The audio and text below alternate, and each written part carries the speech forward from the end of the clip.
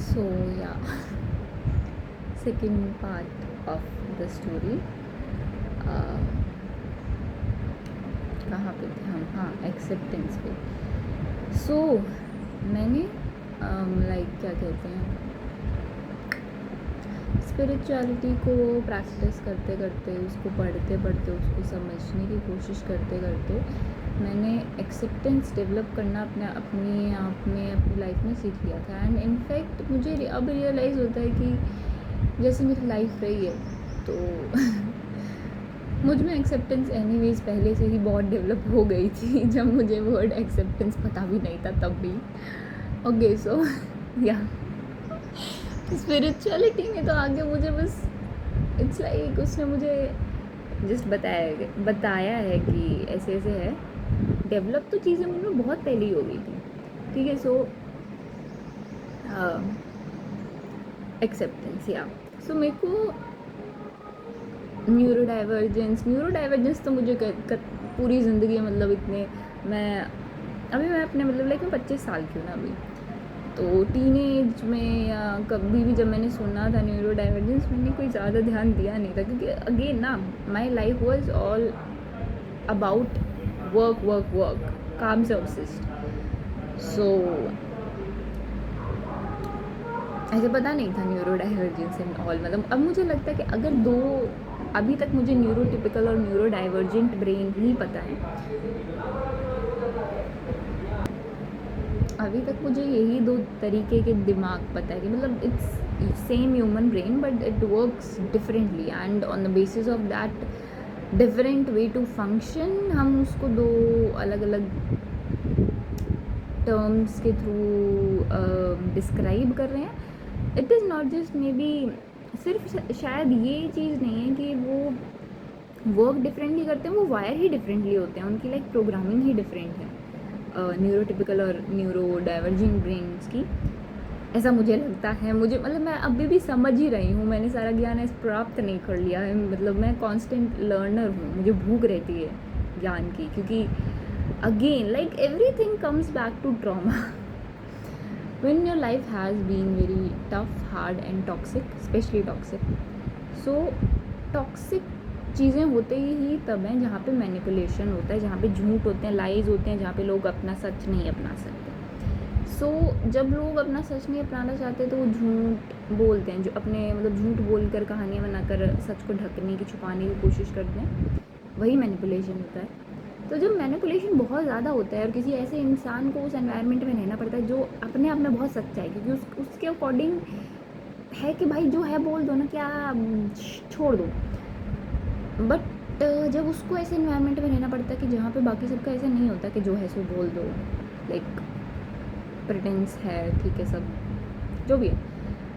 तो कहने का अर्थ यहाँ पे ये है कि जब एक इंसान बहुत ज़्यादा एक्सट्रीम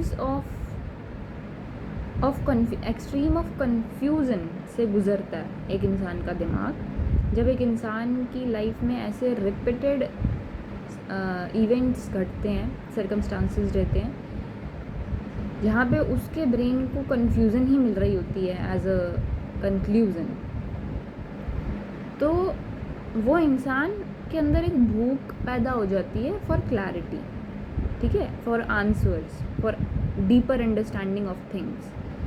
तो वो spirituality, astrology, psychology, human behaviour,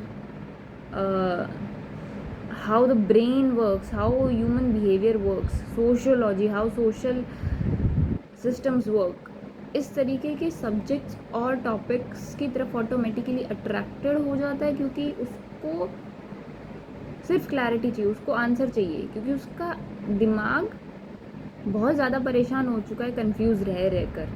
ठीक है.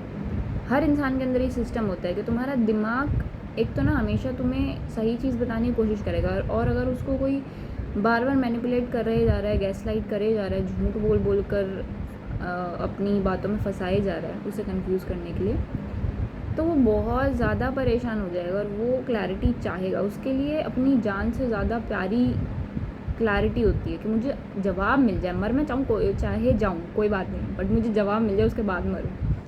तो वो उन जवाबों तक जाने के लिए वो कुछ भी कर सकता है, वो इंसान कुछ भी, क्योंकि एक नॉर्मल हेल्दी इंसान जो एक हेल्दी एनवायरनमेंट में ग्रो करता है, उसके लिए क्लैरिटी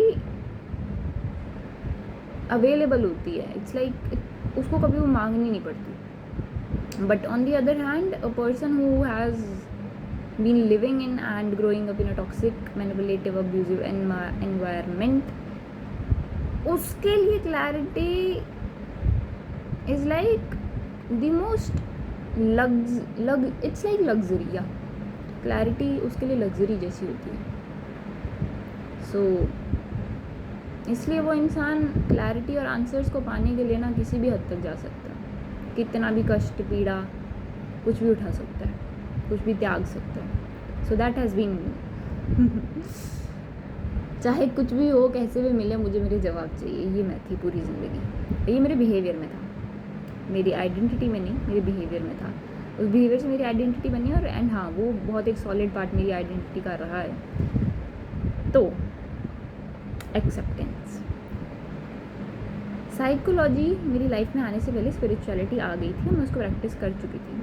ठीक है, कॉन्शियसली प्रैक्टिस कर चुकी थी. और उससे स्पिरिचुअलिटी की मेरी लाइफ में आने से पहले मैं अनकॉन्शियसली बहुत कुछ ऐसा प्रैक्टिस कर चुकी थी by just the experiences of my life which were actually very spiritual traits in themselves.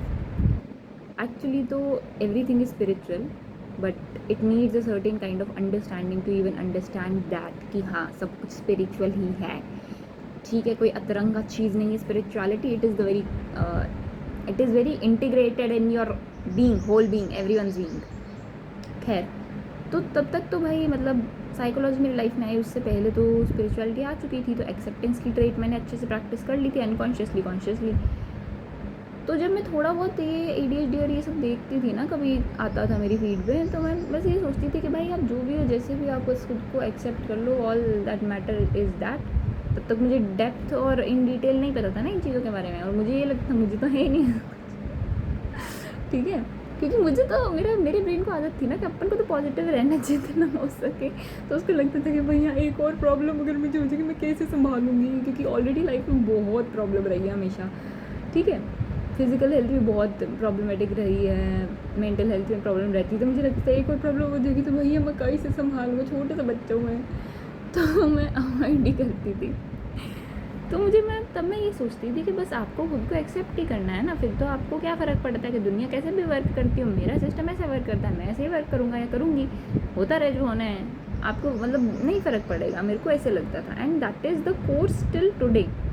ठीक है, तो अभी मैं सुबह, अब मेरे को थोड़ा थोड़ा ADHD ये समझ में आने लग गया, एंड मैं थोड़ा कंफर्टेबल हो गई हूँ इस चीज़ को एक्सेप्ट करने में कि हाँ भाई शायद मुझे ADHD है.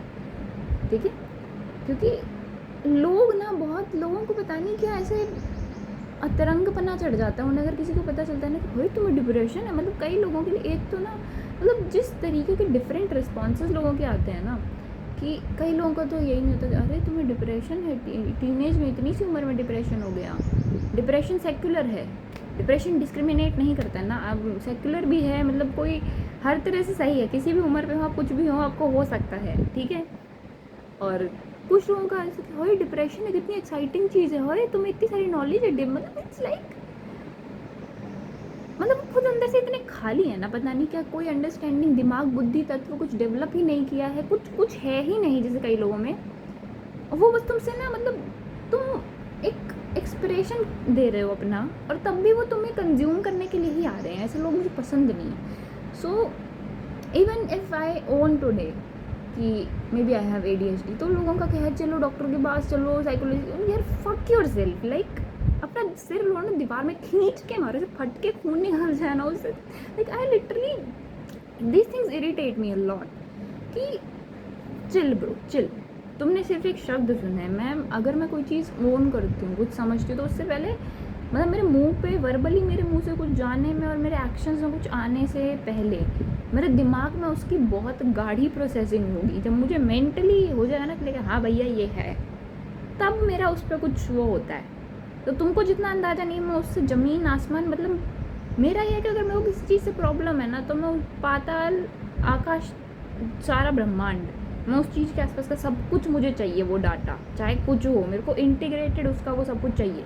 मेरा ऐसे है। तो अगर मैं उतने लेवल से किसी चीज़ को समझ के वो कर रही हूँ तो मेरे में इतनी अक्ल होगी ना, कोई इतनी खोपड़ी होगी कि मुझे आगे लाइफ में उस चीज़ के रिगार्डिंग क्या एक्शन लेना है, कैसे लेना है, कब क्या करना है। और उसमें आगे कोई मुझ पर मतलब जस्ट मैंने क्योंकि एक्सप्रेस कर दिया कि ADHD है तो उस पर कोई आगे बहुत ओवर हो जाएगा, अरे अरे ठीक करो ये करो वो, I just like fucking want to hit and punch those people.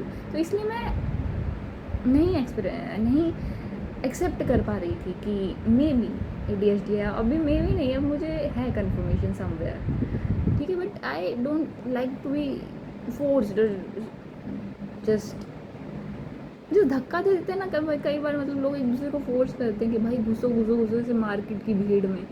तो ऐसे मेरे लाइफ में कई बार हुआ है, मुझे बिल्कुल अच्छा नहीं लगता। और प्रॉब्लम ये है कि मैं काइंड हूँ, मैं अच्छी हूँ दिल के अंदर से, मैं मतलब जेन्युइनली जो जहाँ पे इंसान का कोर होता है ना वहाँ पे अच्छाई है मेरे, और उसको मैं खुद भी चेंज नहीं कर सकती। जनरली मैं चेंज करना भी नहीं चाहती, ठीक है अच्छी बात है ना, रेयर है वो चीज़, नहीं होती सब में। बट वही अच्छाई के कारण क्या होता है ना कि जब लोग ऐसे पुश वुश करते हैं ना, तो मेरे को देखो समवेयर ना, मतलब मैं लाइफ में बहुत कंफ्यूज रही हूँ, बट समवेयर इंटरनली मुझे अपनी स्ट्रेंथ का बहुत अच्छे से अंदाजा है। तो मेरा ये होता है कि अगर सन मर जाएगा सामने वाला अगर मैं कुछ करूँगी, मेरे को हमेशा यही फील होता है कि अगर मैंने इसको बोल भी दिया ना कि जो सब मुझे इसके बारे में समझ आ रहा है, और एक्शन लेने की किसी को कोई मुझे धक्का दे रहा है, मैंने उसको धक्का दे दिया, वो तो बात ही अलग है। लेकिन अगर मैंने जस्ट बोल भी दिया ना तो भी शायद सामने वाला मर जाएगा, क्योंकि इतना सारा जो मैं बोलूँगी ब्रह्मांड का ज्ञान इसको पचेगा नहीं, वो डाइजेस्ट नहीं कर पाएगा, इसका ब्रेन, इसका नर्वस सिस्टम शॉर्ट सर्किट हो जाएगा। मुझे हमेशा ऐसे ही लगता है, और मेरे को एक्चुअली लगता है कि इट इज़ ट्रू।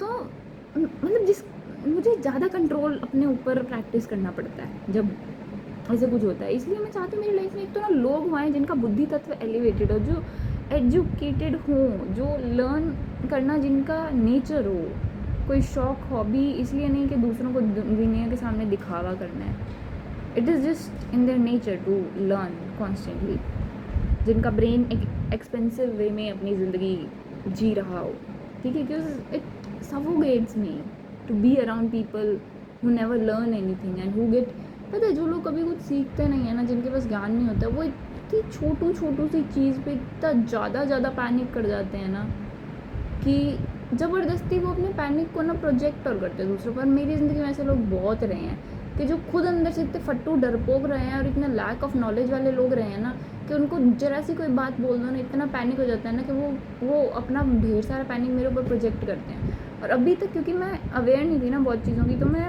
उस चीज़ को डिफरेंशिएट नहीं कर पाती थी, रिकॉग्नाइज़ नहीं कर पाती थी, और मैं खुद को प्रोटेक्ट भी नहीं कर पाती थी उस सारे प्रोजेक्शन से। अब तो जब मैं अवेयर हो गई ना तो मेरा ऐसे ना एक लाठी लट्ठ डंडा रहता है इमेजिनरी कि आओ तुम पास, मुंह ना तोड़ूँ, तुम्हारी बुद्धि तोड़ के दे दूँगी हाथ में, तो दैट, ठीक है।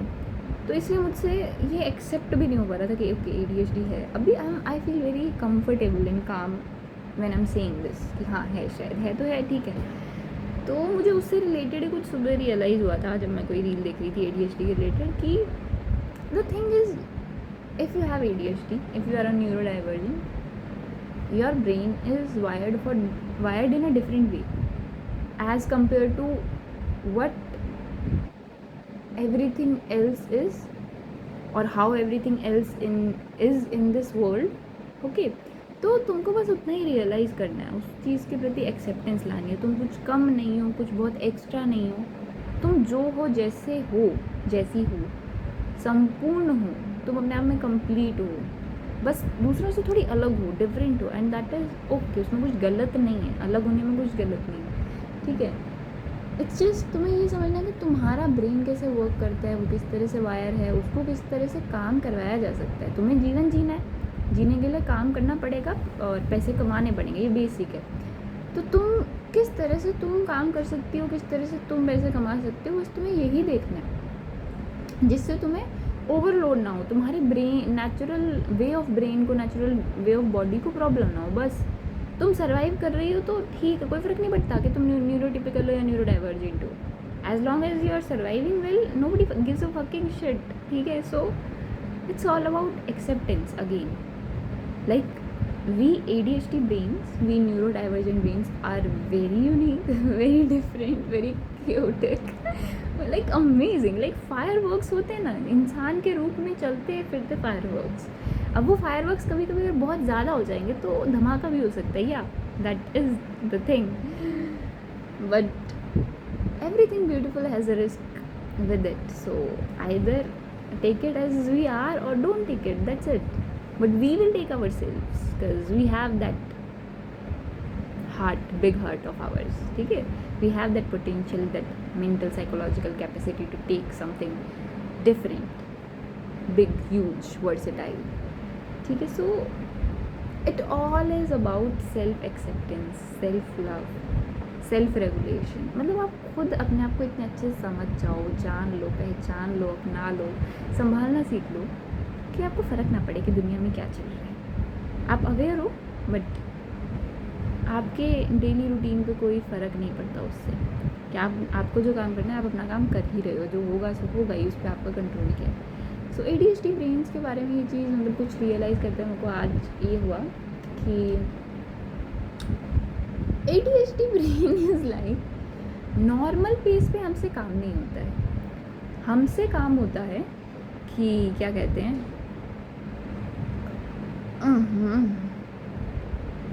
हमसे काम होता है कि या तो हम बताएं, हम होता है कि ना हम बहुत इंटेंसिटी के साथ तो हम काम करते हैं. We work with a lot of intensity, is that you know productivity वाला अग्रेशन.